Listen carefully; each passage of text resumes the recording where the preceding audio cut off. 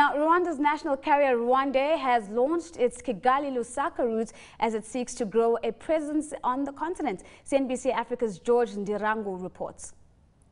We're here in Lusaka, where RwandAir officially launched and celebrated 3 weekly direct flights to Zambia.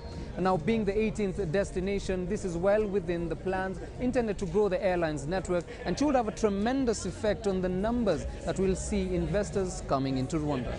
We always felt that it was not fair that we overfly Zambia to Johannesburg, yet there is a warm-hearted population that could also do with our population, our services. And it was indeed a feeling that we always had that we would need to come and launch ourselves and our services in this market. We need to offer the choices. We need to also show our brothers and sisters in this country that an African airline, another African airline, can offer quality services at affordable prices and still serve the continent. We are currently doing more than 500,000 travelers a year, and this is going to grow to about 1 million in the next 3 to 4 years. The launch of this maiden flight was made possible due to a codeshare agreement on the Lusaka-Johannesburg route, with RwandAir as the operating carrier and ProFlight Zambia as the marketing carrier. According to RwandAir CEO John Mirenge, negotiations were made easier due to the hospitable and result-oriented nature of the two countries. It all starts with a bilateral air service agreement, which is normally agreed between officials of both countries. So you agree on rights. Those rights could be point-to-point or even point to further points, which is in our jargon known as fifth freedom rights. I want to say here that the Zambian authorities were very, very friendly and easy to us when we approached them and wanted to be offered fifth freedom rights. That is to go beyond Zambia to South Africa, and South Africa, I mean beyond Lusaka to any other destination. Those rights were given. And it was done in such a short time that we are really very appreciative of the government of Zambia and its officials. We're talking about stimulating the African market. You know, Southern Africa joined to East Africa. Both great tourist destinations. Between ourselves, we got a potential domestic tourism market of probably more than 5 million, because the population is 50 million. Just take 10%. 5 million can travel more easily.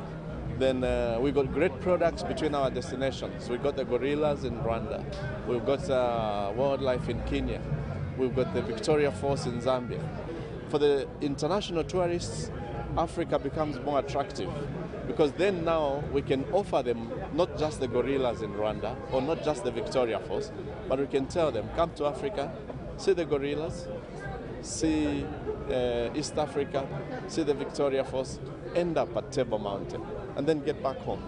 It can never get better than that. There has been a recurrent concern over high ticket fares and strict visa restrictions hampering movement within the blocs or neighboring African countries, therefore causing one of the biggest obstacles to intra-Africa trade. I will have to be sincere here. It is all about competition. If a destination is already overserved, then chances are that the fares will be low, of course, influenced by the competition on the road. If it's underserved, then chances are that fares will be slightly higher. But also, like you put it, there are also a lot of other fees, charges, taxes that are imposed by a lot of our countries on the continent. So some of those all end up in the ticket that a customer has to pay. The open skies policy that COMESA is pursuing under the Yamoussoukro decision is what is able to enable RwandAir to be able to come here. And we are very hopeful that this is just the beginning, that African skies will be more free and we are able to interconnect our continent. much more freely. There are some unnecessary costs that governments maybe need to waive to be able to make it affordable. For example, some of the landing fees and taxation are quite high. That makes it quite difficult. But we hope that with greater competition and the realization that other airlines from outside the region are coming in and could easily put our airlines out of business, then we have to really work together to ensure that our local airlines can survive. When you start opening up regions, with time, those are the next issues. You can also talk about visas, for example. If there are visa restrictions and yet we got connectivity, those are the next things that we in the tourism industry can now start lobbying for, so that there's uniformity. Right now, there's a visa requirement between our two countries to travel. But with time, if we see that this is a hindrance, there's no reason why we can't drop these things, unless there's a good reason why we should keep them. Opening up of new businesses, strengthening ties with African countries and paving the way for new opportunities is well within RwandAir's plan to continue growing its network. With the ongoing development of the Bugesera International Airport and addition of more aircraft onto its fleet, RwandAir's official airline is on its way to commence setting standards on an international level. RwandAir has given us, RwandAir is like a super student, and everybody else should follow what the super student is doing.